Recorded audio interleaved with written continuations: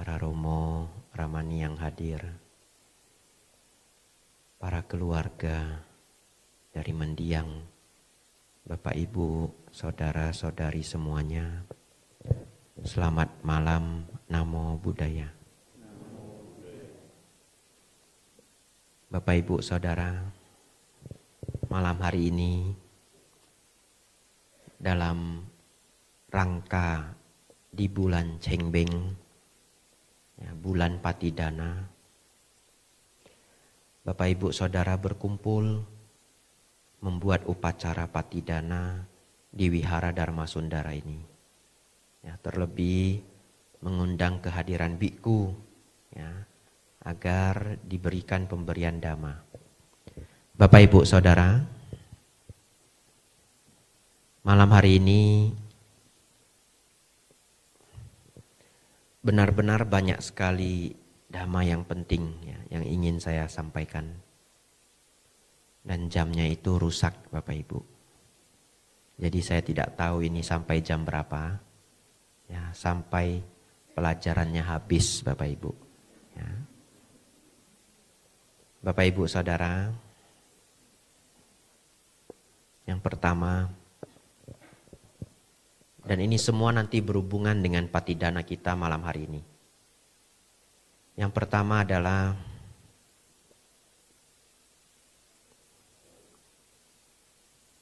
pertanyaan, apakah karma orang tua itu bisa turun ke anak? Ini adalah hal yang sering dikhawatirkan masyarakat Bapak Ibu karena di zaman dulu banyak orang yang kalau berbuat jahat diingatkan sama barangkali kakek, nenek, orang tua sendiri. Jangan berbuat jahat, nanti karmanya itu kena ke anak.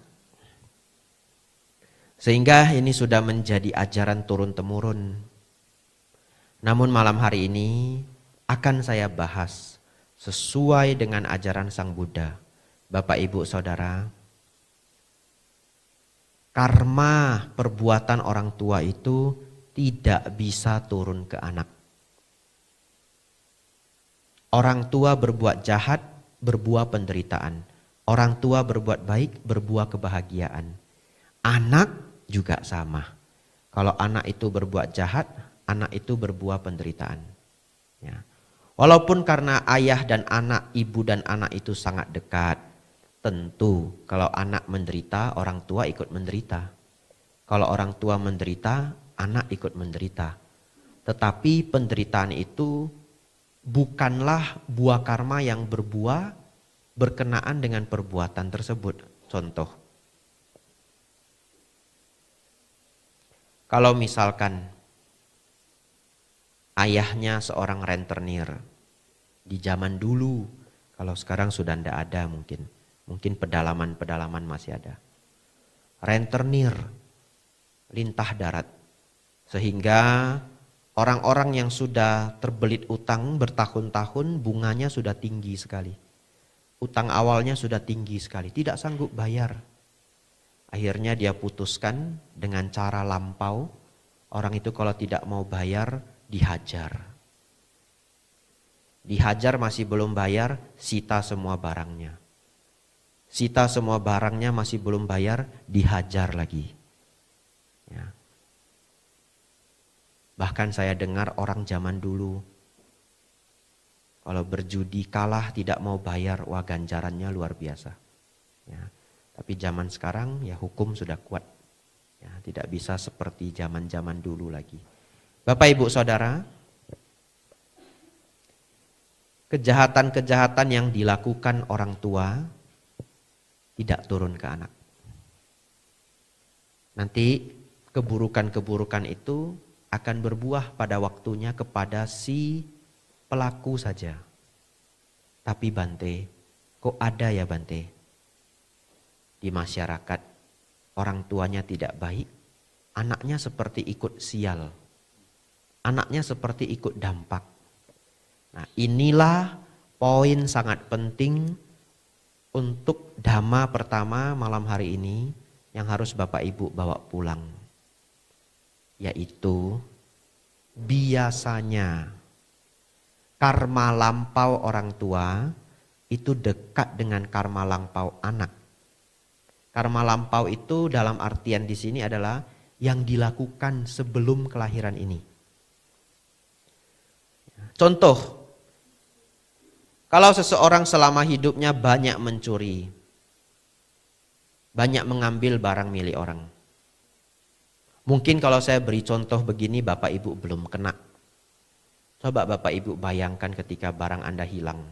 Pasti seumur hidup ini di antara banyak yang hadir pernah yang barangnya itu kerampok, kecopetan, keambil dan yang lainnya. Ya. Saya sendiri Bapak Ibu pernah buka koper barangnya sudah hilang. Ya. Ketika Bapak Ibu barang kita hilang, kita dirugikan, kita kesal, kita marah. Betul Bapak Ibu Saudara? Bagi mereka yang mencuri tentu menanam karma buruk Bapak Ibu. Katakanlah seseorang selama hidupnya banyak mencuri, banyak mencuri, banyak mencuri. Setelah itu meninggal. Karena masih ada karma baik lampau sebelumnya, dia masih terlahir sebagai manusia. Tapi lahir saja Bapak Ibu, ekonominya sulit sekali. Tinggalnya sampai misalkan di pinggir sungai atau kolong jembatan. Pokoknya yang sudah buruk sekali. Lalu berkeluarga, lahirlah 2 anak. Bukankah anak itu juga tinggal di tempat yang buruk Bapak Ibu? Apakah karena ayahnya dulu pencuri di kehidupan lampau? Kalau seseorang memiliki mata batin, melihat apa yang dilakukan anak yang baru lahir ini sebelum kelahirannya, maka Anda akan menemukan, oh, bayi ini juga dulu adalah pencuri. Jadi ayah itu mendapatkan anak yang karmanya itu dekat, perlakuannya itu dekat. Seseorang Bapak Ibu gampang sekali mendapatkan harta. Berjuang 5-6 tahun kemudian menjadi jaya. Lalu dia dapat anak. Bukankah anak itu beruntung sekali? Tidak perlu kerja, sesulit ayahnya, lahir-lahir sudah kaya raya Bapak Ibu. Betul ya? Dunia sungguh tidak adil. Tapi kalau Bapak Ibu punya mata batin, lihat anak ini. Oh, dulu seneng bantu wihara misalkan. Oh dulu penyokong anak yatim piatu. Oh dulu kalau ada orang yang kena bencana, desa kena bencana, dia selalu ikut membantu. Bahkan dia pelopor, dia kumpulin teman-temannya, ayo dana beras, ayo dana selimut. Melakukan perbuatan baik puluhan-puluhan tahun. Lahir saja Bapak Ibu sudah jadi anak orang kaya. Pantas Bapak Ibu? Ya, itu adalah perbuatan masing-masing. Bapak Ibu Saudara, hukum karma adalah barang siapa berbuat baik, berbuah kebahagiaan. Barang siapa berbuat buruk, berbuah penderitaan. Milik masing-masing orang. Karma buruk, karma baik tidak turun ke anak. Oleh karena itu Bapak Ibu Saudara, Bapak Ibu cari orang yang orang tuanya jahat. Mungkin saat ini ada di penjara. Jahat sekali.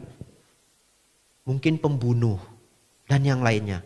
Bapak Ibu cari, pasti ada. Ayahnya narapidana, anaknya jadi guru. Anaknya jadi dokter. Baik, tidak seperti orang tuanya. Betul ya Bapak Ibu? Pasti ketemu, silahkan cari. Oleh karena itu, hari ini belajar poin 1 ini Bapak Ibu mendapatkan 2, 3, 4 kebijaksanaan. Salah satunya adalah kalau orang tuanya jahat, kita tidak juga melihat anaknya jahat.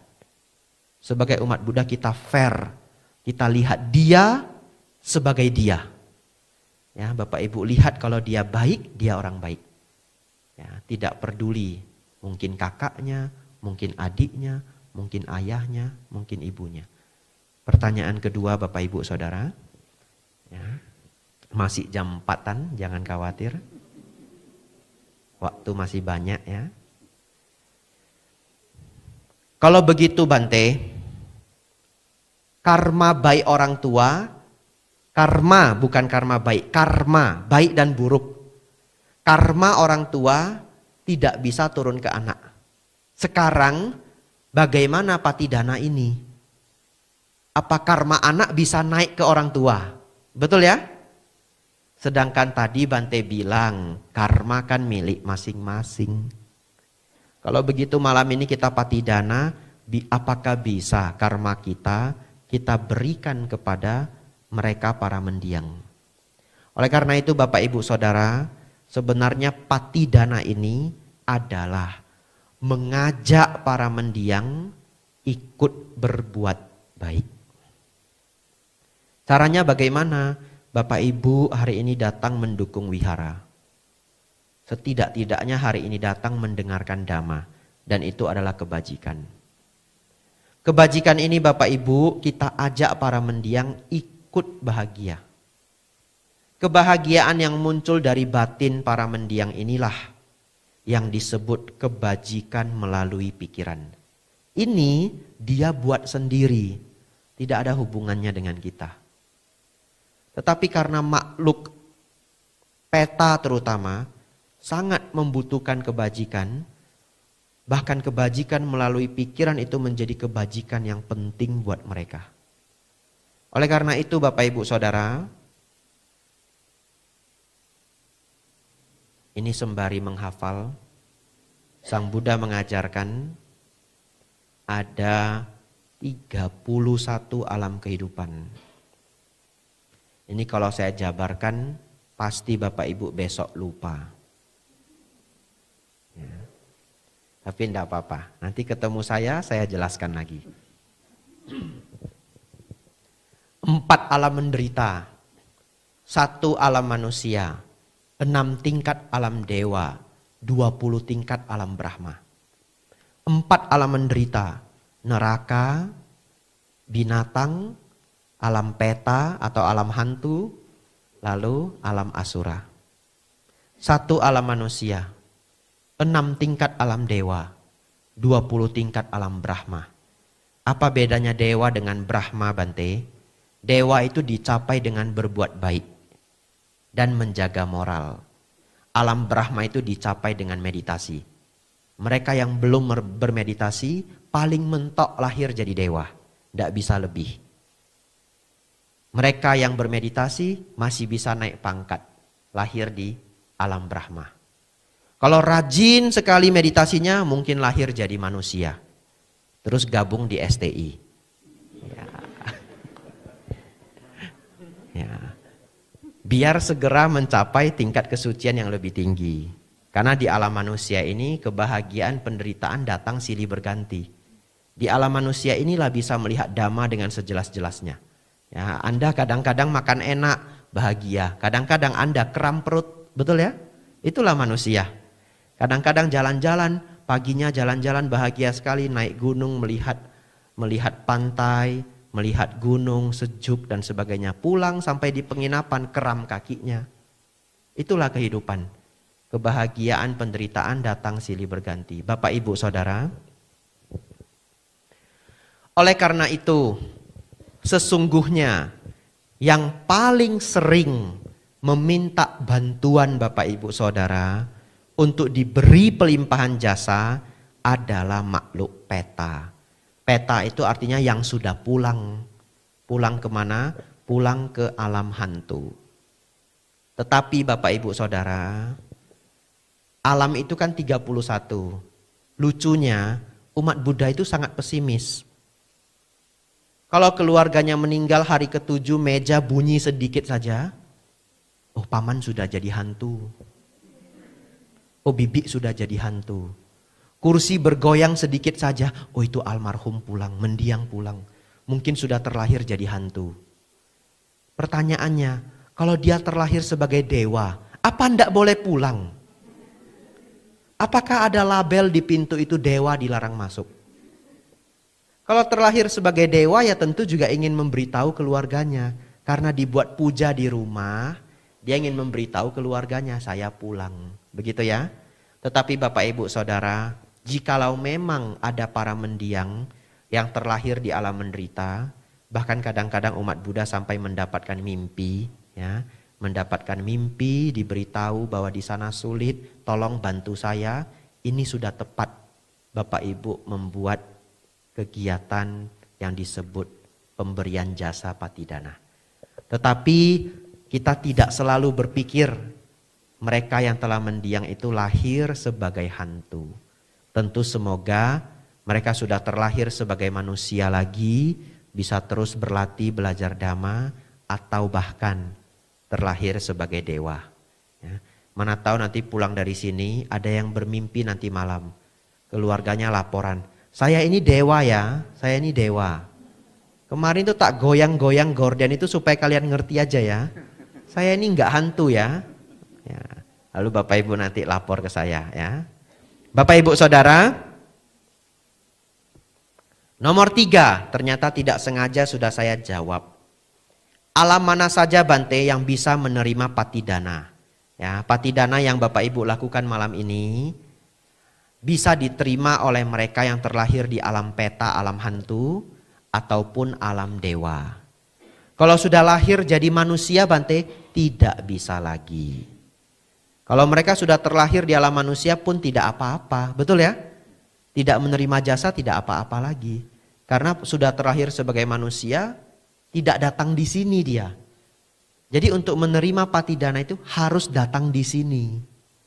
Terus Bante kalau sudah lahir jadi manusia, bagaimana kirim jasa? Tidak perlu, ya. Kirim saja oleh-oleh ya. Pakai JNE Bapak Ibu Saudara. Kalau jauh Bante FedEx ya.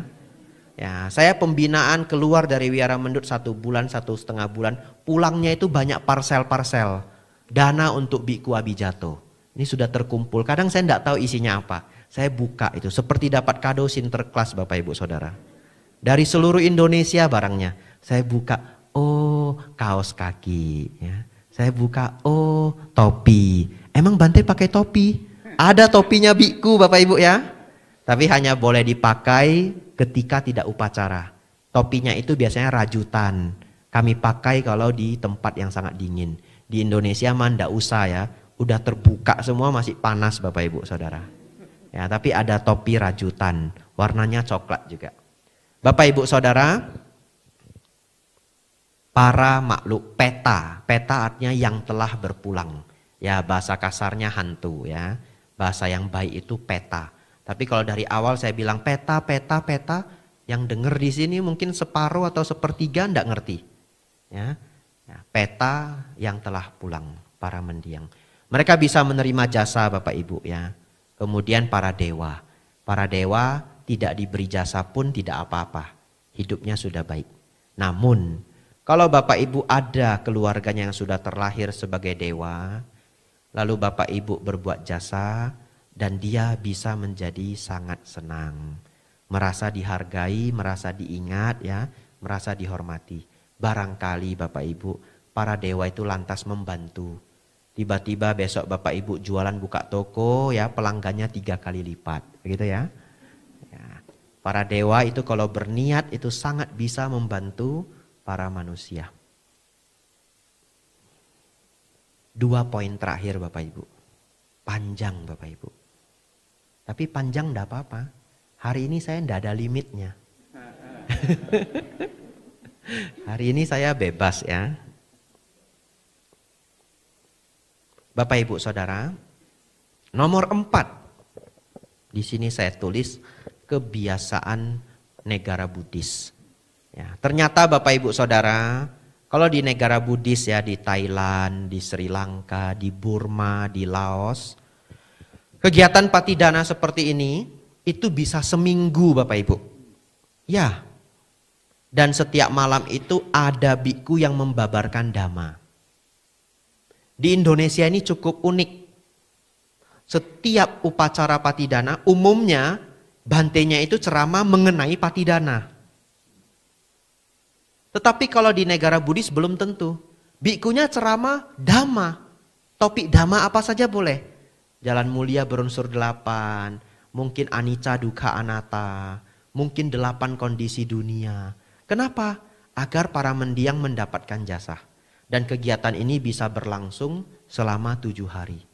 Bapak Ibu Saudara, oleh karena itu, tadi saya sengaja mengulang khotbah pertama Sang Buddha. Ya. Ini saya sambil merinding, ini bulu kuduk naik semua ya. Jadi Bapak Ibu Saudara, sengaja saya ulang khotbah pertama Sang Buddha. Karena itu adalah khotbah yang paling penting di dalam semua ajaran Dhamma. Karena ditandai dengan berputarnya roda Dhamma. Semoga ya kekuatan dan makna dari parita ini membawa kebahagiaan besar untuk para mendiang. Tadi saya sambil membacakan parita dengan serius Bapak Ibu. Ini bergoyang-goyang terus Bapak Ibu. Ya, karena kena AC Bapak Ibu. Ya. Tapi mungkin ada para mendiang yang memberitahu ya, Anumodana Bante, Anumodana Bante. Ini khotbah luar biasa Bante. Ini pemutaran roda Dhamma Bante. Bapak Ibu Saudara, oleh karena itu poin nomor 5. Terakhir, ya, terakhir sudah. Kita belajar Dhamma yang serius. Bapak Ibu berkonsentrasi. Bagi Bapak Ibu yang jarang mendengarkan Dhamma, pasanglah fokus. Dhamma hari ini berharga. Bagi Bapak Ibu yang sudah sering mendengarkan Dhamma, lebih fokus lagi. Karena Anda lebih gampang mengerti. 4 kebenaran mulia. Bapak Ibu Saudara, bagi seorang umat Buddha, ada 3 dharma yang tidak boleh nggak ada. Kalau 3 dharma ini belum ada, KTP Anda itu Buddha, tapi Anda belum mengerti ajaran Buddha. Setidaknya 3 ini. Kalau lupa enggak apa-apa. Nanti puter lagi cari di YouTube. Karena ini sering sekali saya ajarkan. Ya, tulis nama saya, Bhikkhu Abhijato. ABHIJATO. Saya jarang mengiklankan diri saya sendiri. Biasanya Bante Utamo, Bante Panyawaro. Tapi kenapa hari ini saya sengaja Bhikkhu Abhijato? Karena saya melihat banyak wajah yang tidak sering mendengarkan Dhamma. Nah, di antara para Bante mungkin ceramah saya itu tidak terlalu berat. Jadi Bapak Ibu yang baru mendengarkan Dhamma nanti bisa mengikuti. Tapi kalau sudah sering nanti pindah. Bante Panyawaro. Sedikit berat. Ya. Mau lebih berat lagi? Bante Santacito. Agak berat. Lebih lagi Bante Dhammadiro. Ya, Amsyong. Ya. Ya. Saya saja sebagai bikku dengar 10 menit ulang lagi. Bantenya maksudnya apa?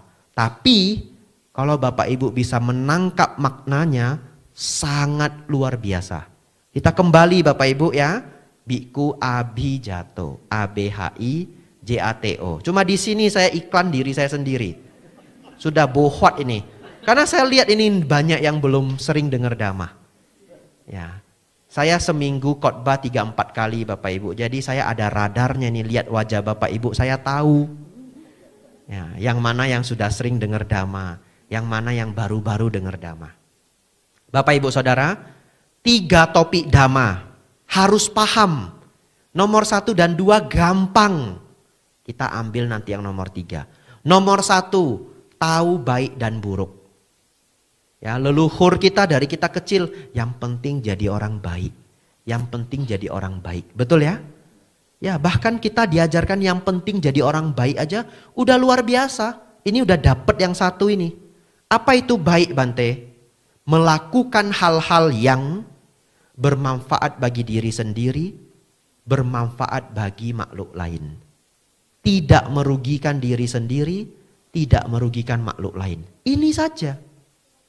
Itu baik. Kalau kita mau ngambil barang bukan punya kita, ada yang dirugikan Bapak Ibu? Ada, stop, selesai. Tidak perlu hafal kitab 500 halaman pun Bapak Ibu hafal ini saja. Bermanfaat bagi diri sendiri, bermanfaat bagi orang lain. Tidak merugikan diri sendiri, tidak merugikan orang lain. Baik sudah. Bante saya marah Bante. Dia jahat sekali dengan saya marah Bante. Ya marah, apa boleh buat? Namanya manusia bisa marah. Boleh enggak Bante? Saya bakar aja semua dokumennya Bante. biar dia nggak bisa kerja, biar dia dipecat. Ada nggak yang dirugikan Bapak Ibu? Ada. Itu sudah buruk. Buruk itu merugikan diri sendiri, merugikan makhluk lain. Jadi bagaimana Bante? Saya sudah marah Bante. Saya sudah tidak tahan. Hafal mantra ini. Walaupun marah dan benci, jangan mengharap orang lain celaka. Walaupun marah dan benci, jangan mengharap orang lain celaka. Terus bagaimana Bante? Curhat saja. Sama suaminya, sama istrinya, sama anaknya, sama teman baik. Dia itu ya, pengen saya kucel-kucel gitu ya. Tapi kan enggak Anda kucel, betul ya? Curhat saja, curhat saja. Kalau belum bijaksana, kalau sudah bijaksana, nafas masuk, nafas keluar, marahnya hilang.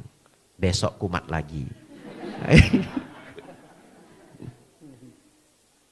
Ingat Bapak Ibu Saudara, jangan karena marah dan benci mengharap orang lain celaka. Bante, suami saya nggak mau dengerin saya Bante.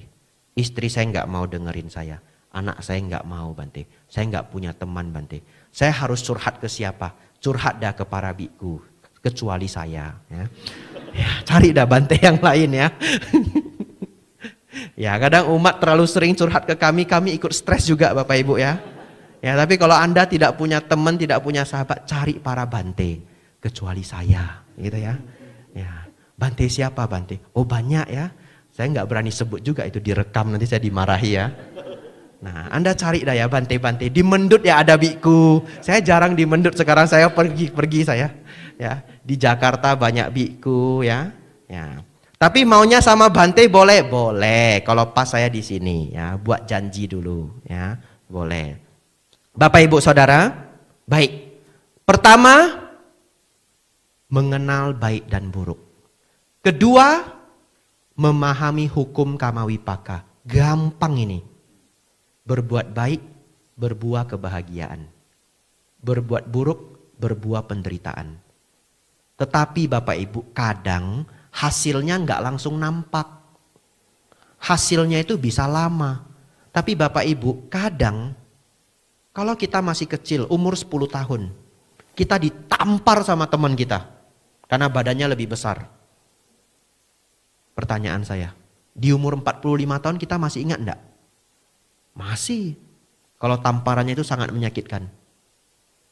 Satu ketika orang ini jadi pejabat. Satu ketika orang ini jadi orang penting. Tiba-tiba ketemu musuhnya di umur 10 tahun. Saat itu mungkin dia menjadi hakim.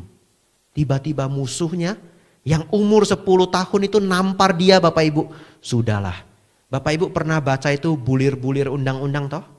Hukuman maksimal 15 tahun, denda 500 juta. Itu kan maksimal Bapak Ibu Saudara. Itu tergantung pemikiran dari para jaksa, hakim dan pembela. Tapi begitu mengingat umur 10 tahun ya, tamparan ini ya, maksimal langsung rata kanan semua Bapak Ibu Saudara. Kata pembela, ini pantasnya hanya 7 tahun. Tidak, ini 15 tahun. Denda 500 juta. Kenapa maksimal? Nampar saya dulu. Nah, iya. Bila perlu dicari lagi undang-undang lain. Ya. Padahal dia menghinanya itu di pasar Bapak Ibu Saudara. Kena undang-undang ITE. Kok bisa? Ada CCTV. Pokoknya kalau sudah kerekam tersebar di digital nambah undang-undangnya. Apa alasannya? Dulu dia nampar saya. Kenapa saya cerita contoh begitu Bapak Ibu? Waktu saya kelas 1 SD, saya ditampar oleh wali kelas saya. Karena saya sakit 4 hari. Saya demam 4 hari Bapak Ibu Saudara. Demam yang benar-benar demam. Datang ke sekolah, guru ini memang galak sekali. Saya absen 4 hari. Kenapa kamu nggak datang 4 hari? Sakit Bu. Wah, tamparannya langsung mendarat. Beneran. Sekarang saya umur 30-an, saya ingat Bapak Ibu ya. Ingat apa Bante? Janganlah karena marah dan benci. Mengharap ibu itu celaka. Begitu ya.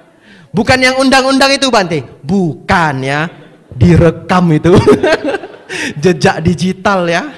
Ya Bapak Ibu Saudara. Ini sebagai cerita tapi penting. Janganlah menjati orang lain. Ya, barangkali tamparan kita hanya tangan yang ringan. Memukul anak SD kelas 1. Tapi anak itu sampai sudah jadi biku pun dia masih ingat.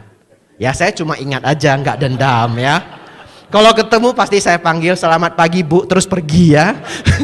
Bante saya mau konsultasi, oh ini maaf banyak kegiatan nih Patidana Solo.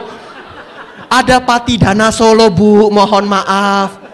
Cuma 5 menit Bu, belum buat bahannya. Nggak sempat. Nanti ya ngantri ya. Ya karena dalam hati saya tamparan ketika 1 SD itu. Bapak Ibu Saudara. Nomor 1, memahami baik dan buruk. Nomor 2, paham hukum karma. Setiap yang kita perbuat ada buahnya. Hati-hati, buatlah yang baik-baik. Bahagiakan orang lain. Sehingga buahnya kebahagiaan. Berbuat jahat, buahnya penderitaan. 2 selesai Bapak Ibu ya. 1 yang terakhir. 4 kebenaran mulia. Siap-siap ya. Lembur hari ini Bapak Ibu Saudara. Ya, panjang ini Bapak Ibu ya. Tapi jamnya mati jadi enggak apa-apa. Yang pertama, saya mengharap Bapak Ibu hafal ya. Setelah hafal baru saya jelaskan. Memang awalnya kalau Bapak Ibu belum pernah dengar sulit memahami. Hafal saja. Ya, hafal saja. 1, adanya dukkha. Bukan duka bahasa Indonesia. Dukkha bahasa Pali. Adanya duka. 2, sebab duka. 2 dulu ya. 1, adanya duka. DUKKHA. Apa itu duka Bante? Penderitaan dan ketidakpuasan apabila dilekati. Ya. Apabila ada kemelekatan. Bapak Ibu Saudara, kehidupan manusia Bapak Ibu tidak bisa luput dari duka, penderitaan dan ketidakpuasan. Apalagi disertai kemelekatan. Saya beri contoh. Duka yang Bapak Ibu tidak bisa hindari termasuk saya. Sakit, tua dan mati. Betul Bapak Ibu? Ini tidak bisa kita hindari. Selanjutnya ketidakpuasan. Apapun yang Bapak Ibu sudah punya, seringnya pengen yang lain lagi. Ya. Makanan yang Bapak Ibu suka, Bapak Ibu makan setiap hari, bosen. Pengen yang lain lagi. Ya. Bapak Ibu menabung, bisa beli mobil yang bagus. Mobil baru. Setelah 3-4 tahun, apakah kesenangan memiliki mobil itu sama seperti hari pertama? Tidak. Kebahagiaan dari barang materi ini menguap. Menguap itu artinya berkurang sedikit-sedikit. Berkurang sedikit-sedikit. Setelah mobil yang 4 tahun yang lalu itu hari pertama mobil itu datang kita senengnya minta ampun. Tidur aja susah Bapak Ibu ya. Apalagi mobil pertama belum kotor sudah dicuci. Ya, baru dicuci lagi Bapak Ibu Saudara. Ya, lalu dikasih segala macam hal supaya mengkilau. Setelah 3-4 tahun kenapa tidak seperti hari pertama lagi? Karena kebahagiaan, kesenangan dari barang materi ini membiasa. Kesenangan kebahagiaan itu menguap. Itu yang disebut tidak terpuaskan. Yang Bapak Ibu miliki di dunia ini, semua barang materi ini tidak terpuaskan. Malahan membawa masalah-masalah, apalagi disertai kemelekatan. Bapak Ibu Saudara, bulir yang kedua. Sebab dari penderitaan, sebab dari ketidakpuasan ini adalah tanha, nafsu keinginan. Jadi Bapak Ibu Saudara, saya ulangi ini baik-baik. Ini filosofi yang mendalam Bapak Ibu. Sebab dari penderitaan kita sesungguhnya adalah nafsu keinginan kita sendiri. Bapak Ibu sadar tidak? Kalau Bapak Ibu beneran dengerin saya bulir yang kedua ini, apa yang baru Bapak Ibu sadari? Yang baru Bapak Ibu sadari adalah semua penderitaan yang kita alami itu dari kita sendiri. Bukan dari dia, dari mereka. Tapi dari diri kita sendiri. Saya waktu 1 SD ditampar sama guru saya. Kalau saya masih dendam, menderita enggak Bapak Ibu?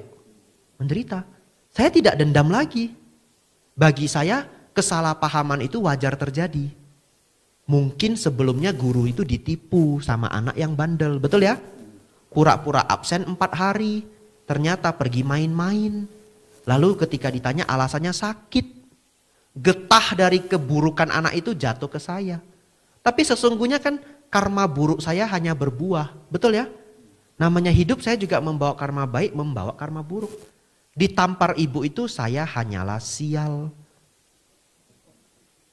Kalau saya bisa berpikir begitu Bapak Ibu, kedendaman itu akan hilang.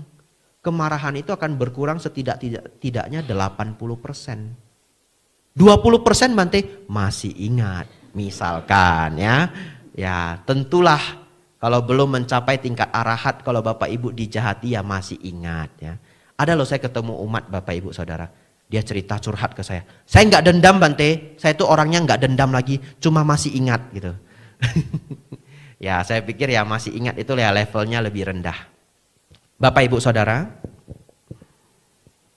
begitu kita paham ternyata segala bentuk penderitaan, segala bentuk ketidakpuasan itu dari nafsu keinginan kita sendiri, dari kemelekatan kita sendiri. Maka kita mulai menyadari bukan yang di luar yang membuat kita sengsara, pikiran kita yang buat kita sengsara. Ini ada topiknya banyak, tapi tidak bisa saya berikan semuanya malam hari ini. Nanti Bapak Ibu juga sulit menerima kalau dharmanya terlalu banyak. Nanti Bapak Ibu pulang lanjutkan dengar dhamma sendiri. Bante Utamo, Bante Panyawaro. Ya, Bapak Ibu Saudara, ada satu hal mengenai kemelekatannya. Ini adalah khas ajaran Sang Buddha. Kalau kita memahami tentang kemelekatan ini, sangat membantu kehidupan. Pertanyaan saya Bapak Ibu,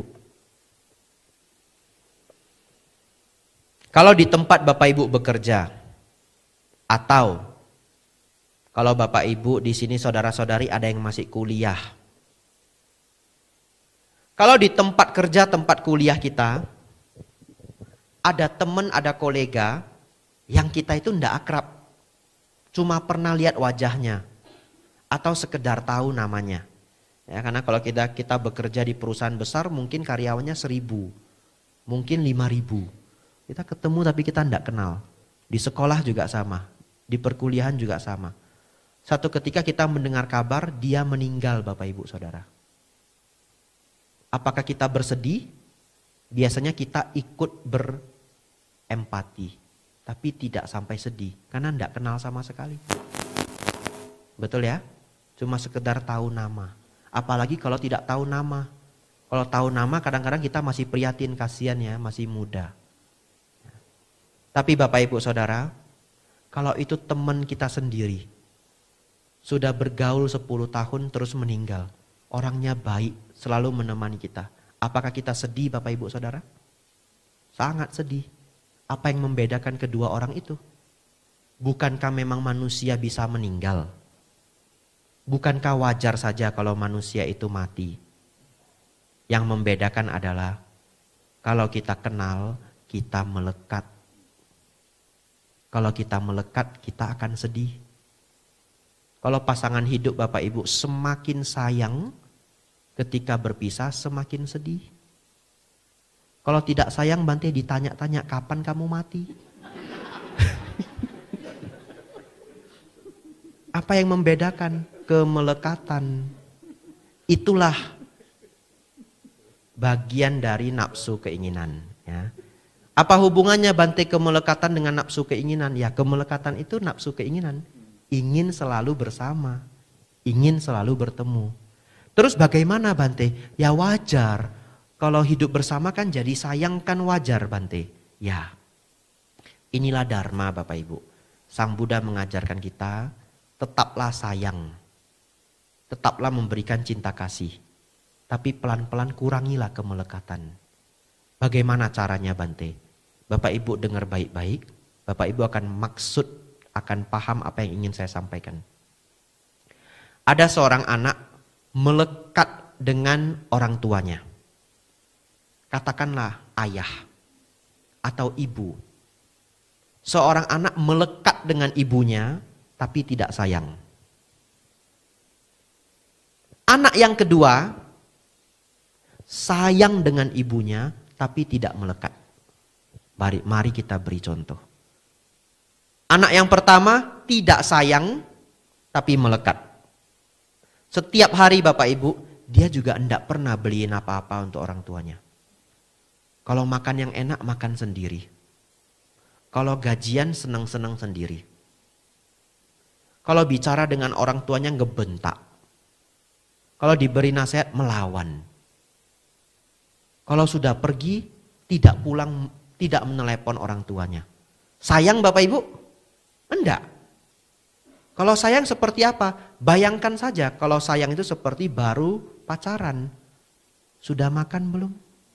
Belum, Grab langsung datang. Itu namanya sayang. Jadi bukan berarti nggak pinter sayang, memang nggak mau sayang. Betul ya? Tidak sayang orang tua Bapak Ibu. Tiba-tiba ibunya meninggal. Setelah ibunya meninggal, dia nangis sekencang-kencangnya. Dia sedih luar biasa. Pertanyaan saya, kalau enggak sayang kenapa sedih? Itulah kemelekatan. Lalu anak yang kedua, orang lain. Ini ceritanya fiksi, ya, simulasi saja. Jangan dicari orangnya. Ya, itu Bante, yang jahat itu yang itu. Anak yang itu, bukan ya. Anak yang kedua Bapak Ibu, sayang orang tuanya. Ini saya lihat sendiri. Beberapa minggu yang lalu saya lihat sendiri, tidak bisa saya kasih tahu siapa, tidak boleh karena ini direkam. Ya, saya lihat sendiri, sangat sayang orang tua, tapi tidak begitu melekat. Bukan tidak melekat ya, tidak begitu melekat. Yang tidak melekat itu para arahat. Ya, para arahat itu bisa tidak melekat. Kalau yang belum arahat ya pasti sedih, betul ya? Bapak Ibu Saudara, ini ada seorang anak. Sayang banget orang tuanya. Ketika saya tinggal di Thailand, dia bawa orang tuanya ke Thailand jalan-jalan nemui saya. Orang tuanya sangat senang ke wihara. Dia jauh-jauh hari sudah janjian sama saya. Bante kapan ndak sibuk Bante, tanggal ini boleh ndak? Orang tua saya mau ke Bangkok. Ya boleh silahkan. Lalu orang tuanya dibawa sampai ke Wat Bowon, saya bawa ke altar, saya bawa keliling wihara, orang tuanya senang sekali. Orang tuanya senang dana makan Bapak Ibu. Dana makan ke biku. Ketika saya pulang ke Jakarta, pertama kali pulang kembali ke Indonesia, cepet-cepet anaknya ini minta janji ke saya. Bante boleh ndak Bante makan satu kali di rumah saya? Boleh. Ternyata ayahnya senang sekali Bapak Ibu. Ayahnya bawa saya ke lantai 3 atau lantai 4 saya lupa. Di sana ayahnya punya altar. Ayahnya Bapak Ibu Saudara hafal setiap rupang-rupang kecil itu siapa yang ngasih. Bante ini dulu dari Bante Sukemo. Ayahnya sudah sepuh. Bante ini. Kalau Bapak Ibu ke India kadang-kadang itu jual itu kertas-kertas hologram ya. Yang warna-warni cantik-cantik itu di India tidak mahal Bapak Ibu. Paling 10.000 beneran. Nah saya itu adalah biku yang kemana-mana nggak bawa apa-apa untuk umat Bapak Ibu. Mohon maafkan saya ya. Karena saya sekali keluar itu bawa satu koper sama satu tas bisa 1,5 bulan. Jadi koper saya itu cuma ngisi kebutuhan saya. Buku-buku, jubah dan yang lainnya. Ya, jadi saya tidak bawa oleh-oleh Bapak Ibu. Tapi ternyata dari situ saya sadar. Ternyata pemberian para biku yang 1 lembar hologram. Kalau beli di India 10.000 ternyata dikenang oleh orang. Saya tersentuh sekali. Bante ini Bante dari biku siapa yang kasih? Dari Sri Lanka Bante. Ini dari siapa? Jadi altarnya itu banyak arca-arca kecil. Bapaknya hafal semua Bapak Ibu. Sekitar sebulan atau 3. Sebulan sebenarnya sudah sebulan. Bapak itu meninggal. Begitu mendengar bapak itu meninggal ya, karena saya dekat dengan anaknya, saya sebenarnya capek juga, jadwal saya pas sekali. Ada 1 hari untuk saya istirahat, 1 hari itu saya korbankan, saya berangkat ke Jakarta. Dan kebetulan waktu itu para biku STI semuanya sedang sibuk sekali pembentukan SIMA di Jakarta. Akhirnya yang hadir itu hanya saya dengan 1 biku yang baru ditabis. Untung saya hadir. Ya, hari pertama masih dapat 2 biku. Tapi besoknya banyak biku yang datang. Karena bapak ini banyak jasa untuk wihara-wihara di Indonesia. Bapak ibu tahu, satu keluarga itu kelihatan benar-benar biasa-biasa saja. Kehilangan seorang ayah yang sangat dicintai. Beneran kelihatan biasa-biasa saja. Apakah tidak sedih Bante? Pasti sedih. Tetapi kalau sedih tidak tertahankan itu kan nggak bisa disimpan, betul ya? Berarti sedihnya dia itu mungkin hanya 30% sedihnya orang lain. Dan melihat para biku hadir, anaknya cuma bilang, saya datang 2 kali, hari pertama dan hari ketiga. Hari ketiga saya datang, anaknya lapor ke saya, Bante Panyawaro kemarin datang, Bante Joti Damo datang, Bante Atadiro datang. Ya, sudahlah, Papa sudah pasti senang. Bisa senyum Bapak Ibu. Inilah yang dinamakan sayang tapi tidak terlalu melekat. Semoga Bapak Ibu belajar dari simulasi ini. Ya. Janganlah tidak sayang tapi melekat. Kalau sayang tapi melekat, ya masih 50-50 dah. Masih oke lah ya. Ini sudah nggak mau sayang tapi mau melekat. Selama hidup tidak sayang, ketika pergi dia yang paling kencang nangisnya.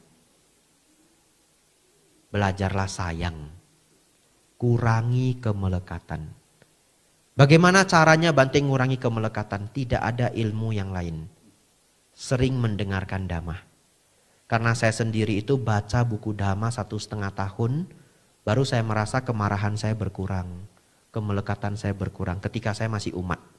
Ya, saya belajar dharma 4-5 tahun sebelum saya jadi samanera.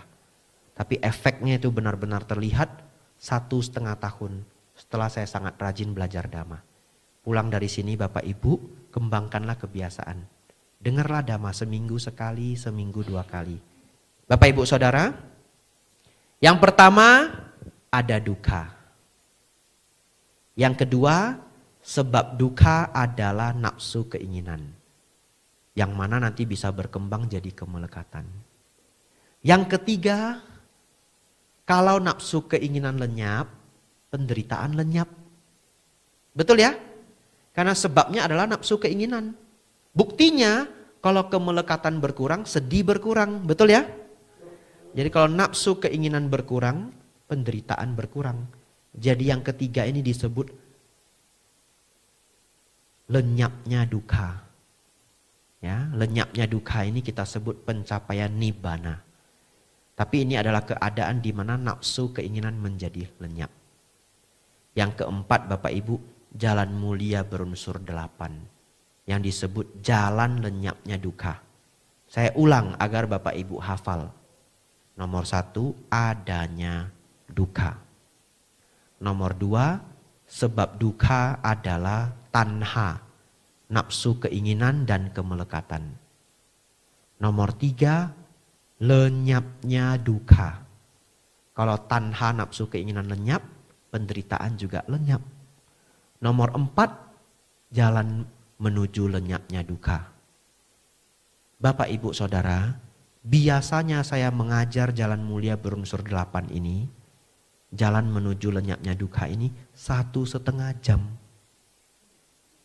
Bagaimana hari ini Bapak Ibu Saudara? Ya, waktu kita tinggal sedikit ya. Walaupun jamnya error ya, itu masih jalan dia. Mungkin saya sebut jamnya mati jadi jalan Bapak Ibu, coba lihat. Tapi jamnya error ya. Ada jam di tempat lainnya. Biasanya ada 2-3 jam. Ya enggak apa-apa. Saya akan menjelaskan jalan mulia berunsur 8 ini mudah-mudahan 7-8 menit selesai. Ya, lalu Dhamma Desana malam hari ini selesai. Bapak Ibu Saudara, Jalan mulia berunsur 8 ini adalah membenarkan dulu, membaikkan dulu cara hidup kita. Dimulai dari memiliki pandangan benar. Bagaimana Bante memiliki pandangan benar? Yang 3 tadi. Memahami baik dan buruk, memahami hukum kamawipaka, memahami 4 kebenaran mulia. Ini disebut pandangan benar. Kalau pandangan sudah benar, pikiran menjadi benar. Ucapan menjadi benar. Perbuatan menjadi benar. Nomor 3 itu ucapan benar. Saya kasih contoh. Kalau Bapak Ibu benar-benar mau mengamalkan ajaran Sang Buddha. Satu ketika kita kepengen atau sudah muncul di pikiran. Ingin mengucapkan kalimat yang kasar sekali. Supaya orang ini sakit hati. Tapi kita kembali ke pandangan benar. Memahami baik dan buruk. Kita tahu kalimat yang kasar ini buruk. Betul ya Bapak Ibu ya? Anda lontarkan itu memang puas. Tapi ingat, orang ini nanti 50 tahun yang akan datang masih ingat kalimat kita. Betul ya? Oleh karena itu memiliki pandangan benar, pikiran menjadi benar. Ucapan mulai menjadi benar. Ketika ucapan sudah menjadi benar, perbuatan menjadi benar. Cara hidup menjadi benar. Jadi 5 ini Bapak Ibu gampang ngafalnya. Bapak Ibu nanti sudah lupa pun tidak apa-apa. Yang penting Bapak Ibu tahu kalau pandangan benar, semua cara hidup saya jadi benar. Ucapan, pikiran, pandangan, pekerjaan jadi benar semua. Itulah 5 poin pertama, jalan mulia berunsur 8. Nomor 6, 7, dan 8 tidak bisa saya jelaskan malam hari ini. Ini adalah mengenai meditasi.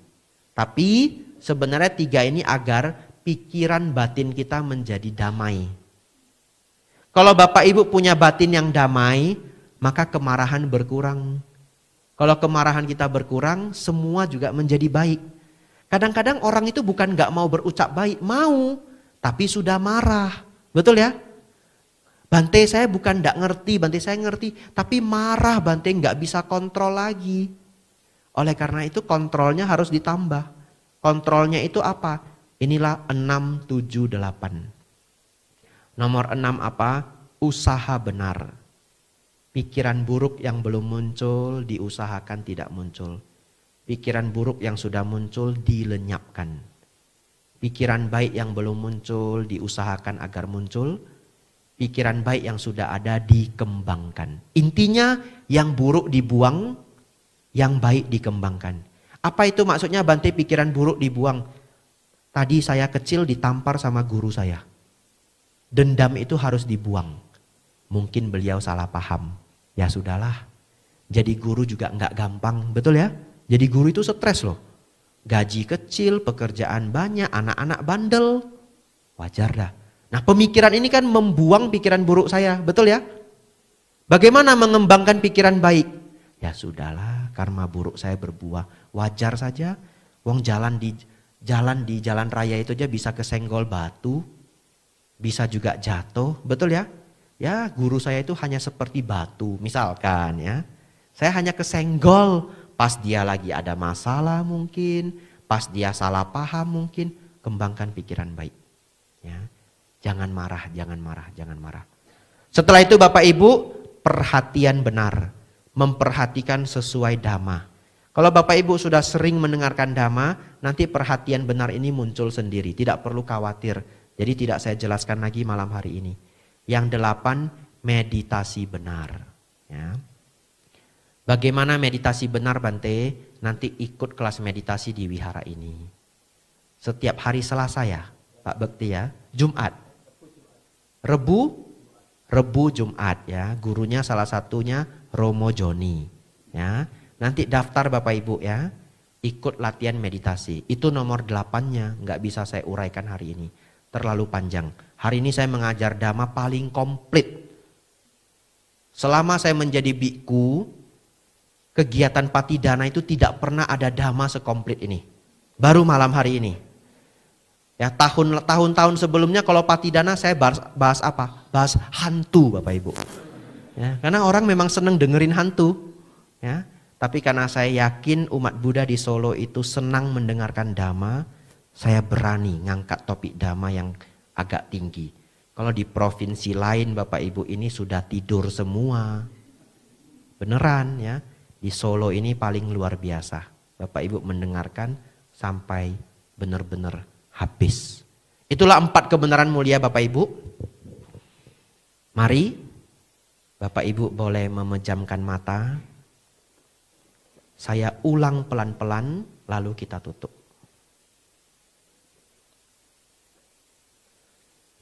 Fondasi bagi kita umat Buddha adalah 3 hal. Memahami baik dan memahami buruk. Yang buruk adalah yang merugikan diri sendiri dan merugikan makhluk lain. Yang baik adalah yang membawa manfaat dan tidak merugikan. Setelah itu umat Buddha perlu memahami hukum Kamawipaka. Berbuat baik berbuah kebahagiaan. Berbuat buruk, berbuat jahat berbuah penderitaan. Oleh karena itu Bapak Ibu, janganlah berbuat jahat.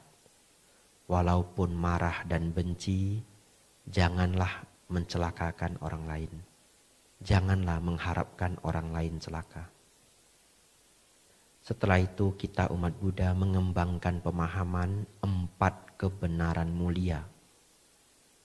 Yang pertama adalah hidup ini penuh penderitaan dan ketidakpuasan apabila ada kemelekatan.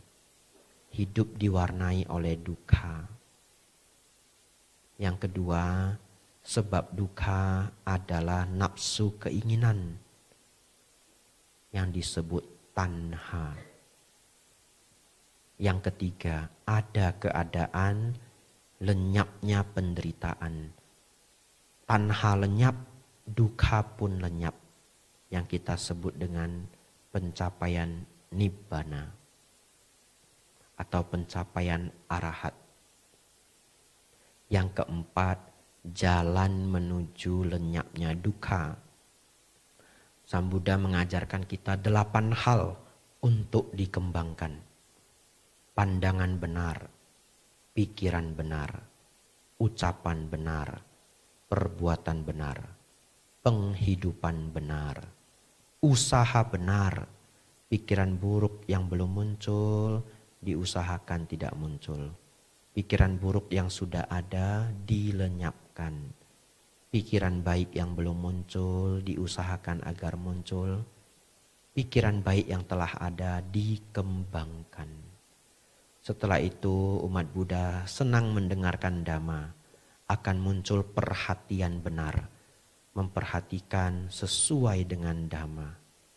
Dan yang kedelapan, mengembangkan meditasi agar pikiran menjadi damai, kemarahan berkurang, keserakahan berkurang, kesombongan berkurang. Seseorang umat Buddha yang mempraktikkan ini akan berhasil mencapai sampai tingkat nibbana. Semoga Bapak Ibu Saudara dan para mendiang yang dapat ikut mendengarkan dhamma malam hari ini, semuanya dengan kebajikan yang luar biasa besar ini, terkondisi bebas dari kebencian, bebas dari penderitaan, terkondisi lahir di alam bahagia, di alam surga bagi para mendiang. Sedangkan untuk Bapak Ibu semuanya, semoga semakin maju dalam dhamma, maju dalam kehidupan. Sabe sata bhavantu sukhitata. Semoga semua makhluk hidup berbahagia. Sadu, sadu, sadu.